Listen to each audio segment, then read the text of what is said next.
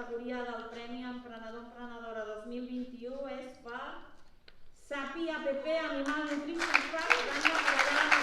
El Teatre Municipal de Roses va tenir el goig d'acollir aquest divendres al migdia el lliurament dels Premis Emprenedors a l'Empordà 2021, on aquest any s'han presentat un total de 27 projectes a les 5 categories convocades. El Premi Emprenedor 2021 ha estat per l'aplicació per a dispositius intel·ligents SAPI App Animal Nutrition Facts, creada per Anna Parellada i Toni Ayuste.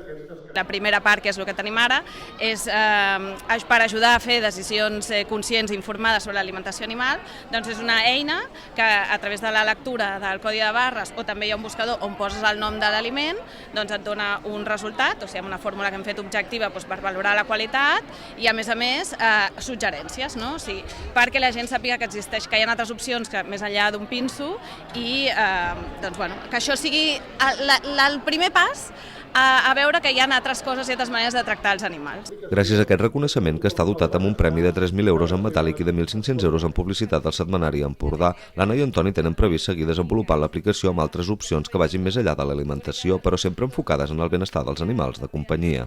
L'aplicació tindrà una segona part on posarem en contacte en aquest usuari amb professionals tant de l'alimentació com del benestar en general, igual de comerços, per poder no quedar-se només amb el menjar, sinó avançar en moltes coses més per lo que és el benestar animal.